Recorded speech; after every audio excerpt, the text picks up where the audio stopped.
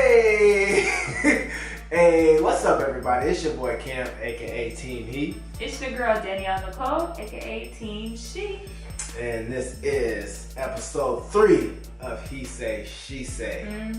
Yeah, buddy. Tell the people what we talking about. So, well, hold on. Yeah. Let's talk about last week. Yeah, so last week, I went in and I took that L. I'll take that loss. I ain't gonna be ashamed about it. They had some good points, I can come so far. So I can go ahead and, go and tell them what I'm supposed to do. Alright, so now it's time for you to take your L, please. You lose. That was a long L face. Alright, let's talk about this week's. Alright, so just before we get started, just so everyone knows, we didn't put it in the last film, which we should have. Basically, this show is just about my wife and I debating on topics that we normally talk about in private, but instead we bring it to the public and let you, our family and friends, decide who is right. So the way you vote is you comment down below hashtag Team He for myself and hashtag Team She for my wife, even though we want you to put hashtag Team He because I want to win, obviously. I'm very competitive. Yes, this is true. Okay. So now that we know the rules, we tally up the votes, and the next week we'll figure out who wins, and that's who does the L face, all that good stuff. Right, that's out the way. So this week's topic, me and my wife earlier, this is how it rolls. We start talking about something, I start arguing with her, and I'm like, stop it right there. Save that for this weekend. And this week we're talking about black people in general, and if the times have changed, if we have evolved, have we come along since the beginning, maybe maybe the mid-50s or whatever, just the old school ways, right? So, but what we're talking about now is basically if black people have evolved since what do you want to say, like the 1950s, the old school 1900s, the early 1900s. I mean, have black people involved in general? Yes. Obviously we evolved from slavery, but not that. But so you're talking about like that's what I'm saying, like the 50s, basically like Martin Luther King era, all that. So that's what we're talking about today, and I believe that we have come some way. No, it's not perfect, but we have come some way. We have opportunities that we didn't have back then. Is what I believe. And I believe that everything is pretty much still the same. The only difference is that the people know how to hide now. That's it. So when black people, segregation happened, they combined schools. It wasn't cool to be racist anymore and all that. So they just knew how to hide it. And that's what you're seeing unfold right now.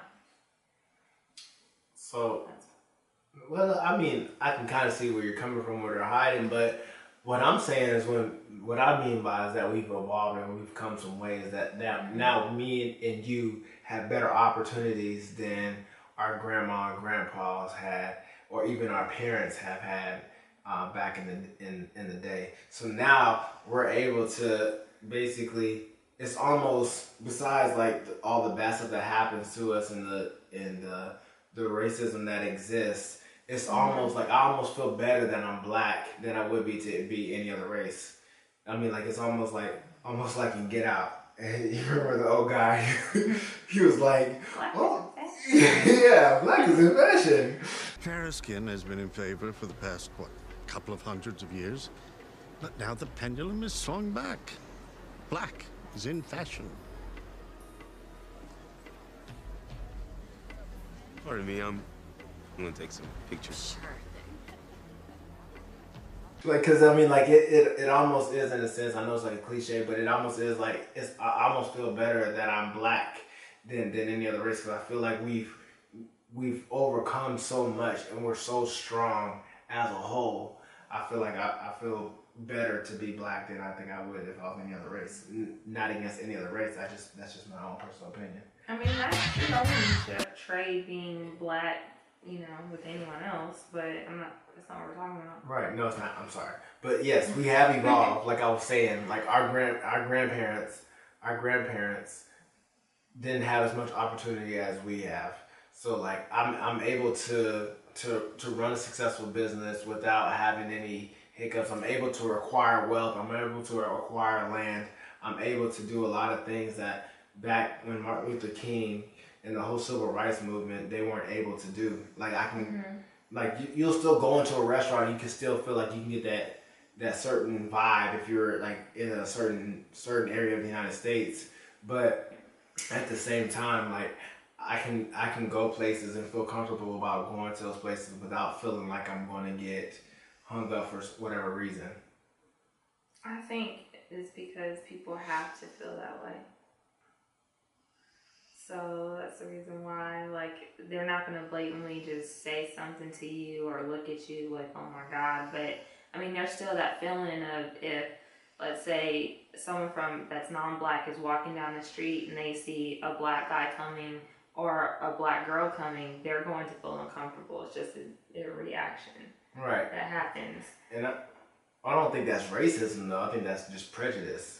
So, like, black people are prejudiced, too. So, like, a black person could be somewhere and they see a car full of other black people who look like they could possibly be in a gang, or you judge someone that's tatted up and you see that same person and you'll walk to the other side of the street as well, or you'll lock your doors. Black people are prejudiced as well. I don't think that's racism. I think that's just human nature, that they see somebody that's different. Like, you'll see a person that's tatted from head to toe and think that person's the biggest asshole on the planet. Come to find out that person's super down to earth. But at the same time, I think that's, like I said, it's just human nature. I believe. I don't think that's ever going to change. But as far as where we have come, it's not perfect yet, but it's slowly but surely getting better. Like our parents, like my dad, at least my dad's in the 70s, and I know he went through the whole racism, went through segregation and all that good stuff. So like my dad didn't have the same opportunities that I have, to where I can make money in different ways, and I can acquire, like I said, I can acquire wealth. I can actually make a difference in my not community, but my legacy, like my generations to come, like our kids. We can really make a difference with our lives with the accumulation of wealth. Now, yes, we are behind as far as everybody else because of the slavery periods and the civil rights movement, but we now have the opportunity to change that for the generations to come. And that's what I mean by that we have evolved.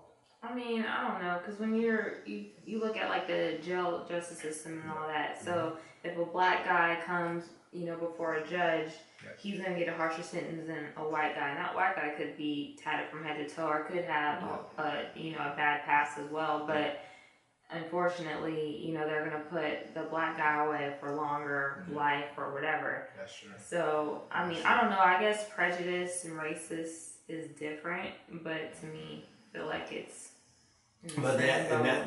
so with that example with the judge, that's not prejudice, that's just racism, and we've seen it many times over, and that's definitely true. That's one part that we're slowly but surely progressing with, and with the power of social media and the power of just information, we're able to be able to beat that. So now that we're aware of like the prison system, like we can slowly but surely start to beat that. Because one thing we got to realize as black people is that we have so much power that we don't even realize the amount of power that we have. Like we make up a majority of the economy, as far as the money that goes into the economy. We make up a majority of that. The key example is Black Panther. Yeah. Like that movie made $400 million in 7 days. We were taught to not see that though. Like that was the whole issue of slavery. That's why we couldn't read, couldn't write. They didn't want us to learn anything because we would rise up and overcome. Right. But which we now can read. But now we can read, we can write, we can all go. Yeah, but now you have the jail system, which is going to take a long time for us to overcome that. Because that happened in like the 80s and 90s. Right. This is true. So the key factor to change is awareness. So if we're aware of something, we can change it. But if we focus on the wrong thing, we can't overchange it. If we focus on like if it's certain judges at certain places, and I get it that we can't overtake everything just like that because of the powers that be, and people are going to make it really hard for us, but our ancestors went through that same thing, so we just have to sacrifice that and learn to take a bullet and we're gonna have to like come together. We're gonna have to get smart together. We're gonna have to get our finances together because most black people, including myself, have bad credit. The finances aren't together. My parents didn't teach me about money. A lot of black people's parents don't teach them about money. But if we can get smart about finances, if we can get smart about politics and put our own people in those places of the judges, if we can get our money together and start lobbying ourselves, like that's what money is. Cash is king, and that's where a lot of that stuff comes from. But if we can put this stuff together, it's not gonna happen fast, but eventually it'll get there. Just like Martin Luther King said, like he had that dream to where we'll live in a place where we can get there. It's gonna take some time, but that's just what we do. I think it's too late to get there though now. That's my point that I was trying to make. So basically now you have this whole gap between the poor and the wealthy, right? The middle class is dwindling down, and I don't think in a few years, 10, 20, I'm not sure, there will be no more middle class. So you're either going to have these people who are struggling and the people who are not struggling. Right. And I think most minorities are going to be put into this basket. Right. No, that is correct. There's going to be no more middle class whatsoever.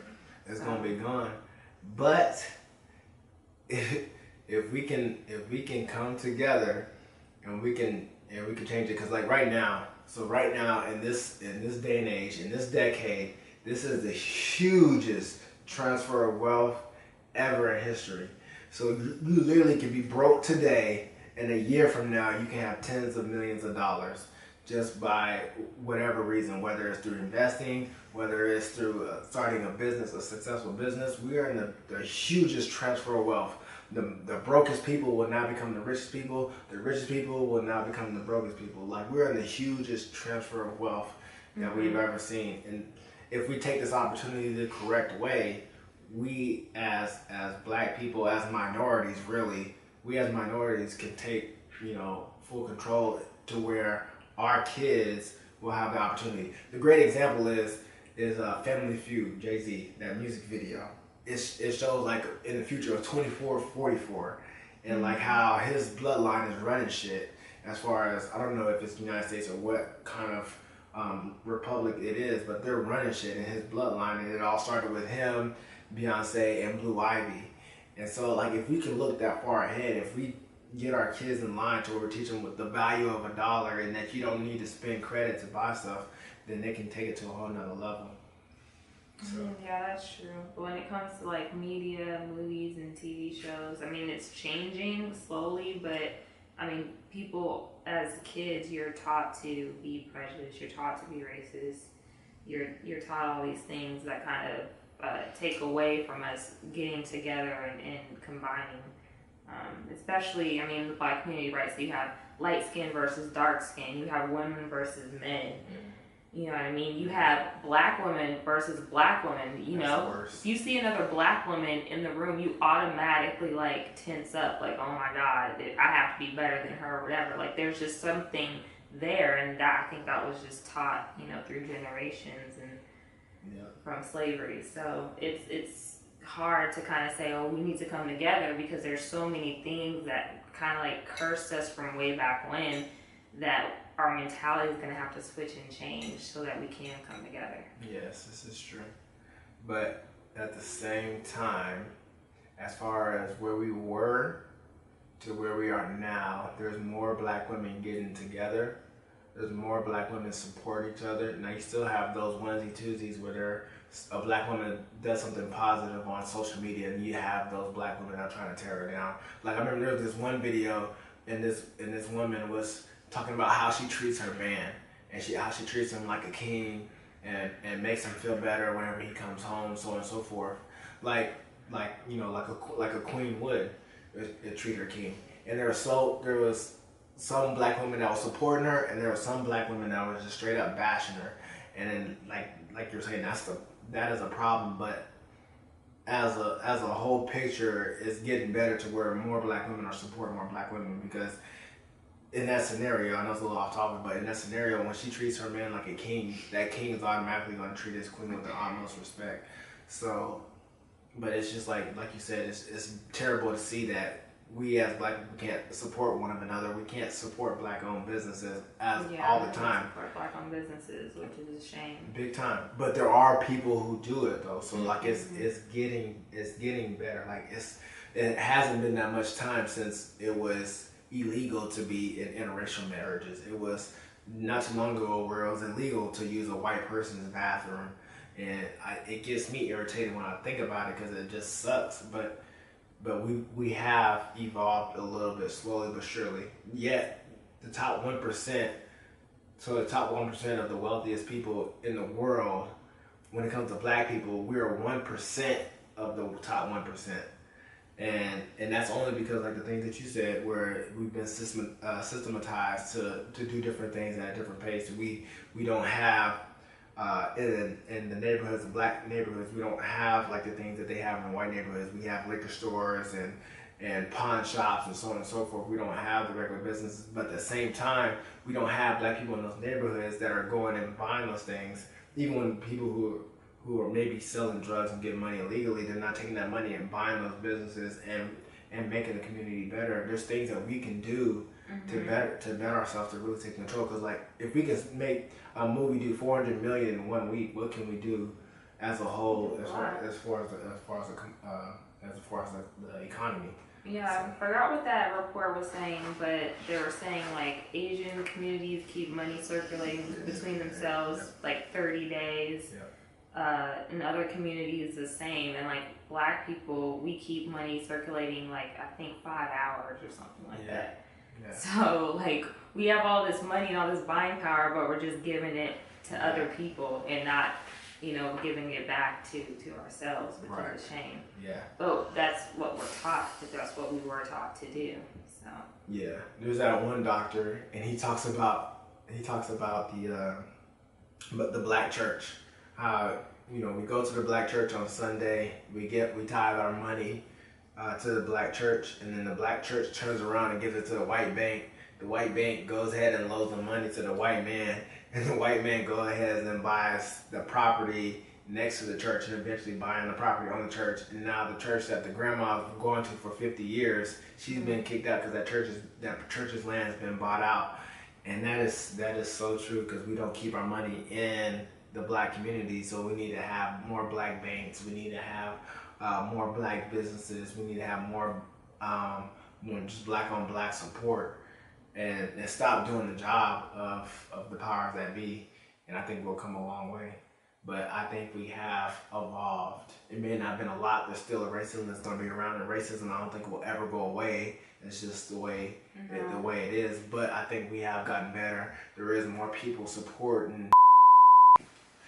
So we had obviously some technical difficulties, but I think we'll end it on that. Is that we just have to come together as the black community. We have to come together. So, but at the end of the day, I do feel like we have evolved. We've come some way. It's not all the way, but we've come some way in this short amount of time compared to the 400 years of slavery. This last 50 years, it's been a difference. And I think we come a little bit of ways, but I think that people still feel what they felt back then. They just didn't know it yet. Like, they just didn't know. Like, you ask somebody why they hated Obama, and they say, all these things that doesn't make any sense or whatever. Usually it's because they felt some type of way because he was black. Just saying. I know I'm going to get a lot of flack on that. I'm sorry, but I'm just saying. So I think people feel the same way they felt back then. They just thought they weren't racist, or they thought they weren't prejudiced anymore because they watch black people on TV, or they have a black boss or whatever. But I think those feelings never went away. Sorry. But the question is if we as black people have evolved. I thought we were talking about other people. Like, evolved as a culture, and racism was no longer around. Like the rainbow colored glasses. Oh no, that's not what I'm saying. Oh, I'm sorry. I thought that was the question. No, I mean, we have evolved, I think, a little bit. I mean, there always have been, like, the woke and the unwoke, right? There's been slaves that are like, why are y'all trying to run? Let's just keep being slaves, right? And then there was the ones that built the Underground Railroad and stuff. So that's always going to be around. That's true. But I think, like as you said, like there's been people that didn't know that there were racist, or people that know how to hide it now. I think there are also people who wish they could stand up back then, like the parents of just use white people as an example. There were maybe some white people who wish that they could stand up for black people back then, but they were just too scared to. I think there's those same people now. I think it goes both ways. So, and I think at the end of the day, the love, as far as the support, outweighs the hate. The hate is only a small number compared to the whole. Like if you look at the alt-right movement, like it's just a small. Not saying that they can't do a lot of damage with that, but I'm just saying compared to the most, there's more support than there is. I don't think so. I think because, like, for example, if you work in an office, if you're getting paid more than $50,000 a year, you work in some sort of office, you're usually out of 1 to 3 black people there. And if you're a woman, you know you can't go to work with your hair out, or you know you're not going to be able to go to work with, like, some braids or an updo or something that your stylist wants to do. Like, that's just can't happen. I mean, there was girls that did a whole protest a couple years ago because they were wearing just regular braids and they were told that that's unprofessional, or this is unprofessional. So we can't even be black, you know what I'm saying, in a certain place or a certain world. And that's not just the alt-right. But I mean, that's just something that needs to be brought to an understanding. I think that just needs a conversation that needs to be had so people can understand why us black people like to wear our hair in a certain way. To wear our hair as it grows? I know, yes, a certain way. So if they're not looking to that way, I'm not saying like a certain way doesn't mean it's not going out your hair. That's not what I'm saying. I'm saying if you're wearing your hair a certain way, like you're wearing it now, you're wearing it a certain way. It's not how, yes, that's how your hair goes out your hair, but you're wearing it a certain way. Or where you're wearing an afro, you're wearing it a certain way. That's just the style that you're wearing it that day. If you change it, it's a different style. An afro is just a type of style. That's what I'm saying. But those people don't have that conversation on why we wear our hair that way. Even though that principal or that superintendent or whoever reprimanded those girls for that, the overall support as far as not just from that school, but just as a whole in America is much more than that one person those couple people who are making those girls feel a certain way. That's all I'm saying is that even those little pieces, the overall support is a lot larger. And all we have to do is get to a place where we can have a conversation and actually communicate to where we can come to an understanding about certain things. That's all I'm saying. So, yeah, this is a good topic. We're going on, 22 minutes, 25 minutes, so. Yeah. I don't even know now we're all confused on what we're actually talking about. But, I think we've come some ways. We still have a long road ahead of us, but we have definitely come some ways, for sure. And I feel every bit of racism that everybody else feels. I feel it when we go to the store. Especially, I sell roofs in southern Florida, where the majority is 65 plus older white people. So I feel that whenever I'm going to sell a roof that, as a black person coming to sell me a roof, I feel it all the time. But I think as a whole, majority of the people that I come across are more than welcome to myself. And I don't think that would be possible 40 years ago. I wouldn't be able to do that. I wouldn't be able to knock on a white person's door and try to sell them something. Couldn't do it. No way. I'd be in jail and end up like one of the many kids and black people that were convicted of crimes that they didn't even do, for whistling, for looking at a white person, like all that stuff. That stuff can't happen anymore. We won't allow it to happen. So, but instead of now it's the cops on black people because they feel like we're a threat. So that's the next hurdle that we have to battle. So, yeah.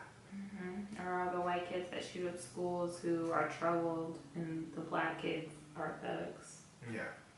are the black people that, you know, win a Super Bowl and trash the city and they're thugs and gangsters, but white people do it and they're just having fun. So, we're gonna end it there. We're gonna end it there. We're gonna end it on a good note. We're gonna end it on a good note. We as minorities, that's just not only black people but minorities as a whole, we're starting to become the majority slowly but surely. And if we can come together and we can put our powers together and we get our finances together and we get intellectually smart, now that we do have the right to read, now that we do have the right to look on Google and figure out certain stuff, and now we can get our money right, we definitely can do a lot more damage than we think. So, and it proves itself with Black Panther. And so all we have to do is just support our black businesses like we support Black Panther, and stuff will start to change for us as we start to get smarter and we start to evolve a little bit better, and we start to teach our kids right from wrong and how to manage their money and the power of owning their own stuff. We can do better. And we'll end it on that note. Okay, we can do better. Alright, so comment down below who you're rocking with. I think a lot of comments this week is going to be both, because we both have some very strong points. But comment down below on what you think on this topic.